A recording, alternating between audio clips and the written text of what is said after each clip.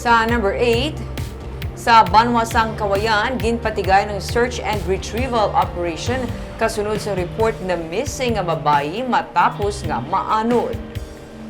Sunod kay Louie Lagulaw, ang pamuno sa DRRM Cauayan, nakabato ng ilang nga talatapan sa tawag gikan sa kagawad sa barangay Gilhungan sang kagabi para mabuligan ang ginasiling na anod nga babayi sa Suba. Kagabi mismo nagpatigay sa operation sunod kay Lagulaw upod sa mga rescue units sa Bureau of Fire Protection, Philippine Coast Guard kag Cauayan Mountain Tigers, pero napaslawan silang makitaan ang natungdan. Nag-resume subong nga adlaw ang operation upod na gani ang pulis, pero as of press time wala pa makitaan ang babayi. Hindi pa mapatod ang lubos nga impormasyon, pero ang inisyal nila nga nabaton sunod kay Lagulaw amo nga may gamit nga naanod ang babayi kag iya nga gintinguhaan nga makuha ini kag siya ang naanod man. Natabong insidente sakop sang sitio Payong.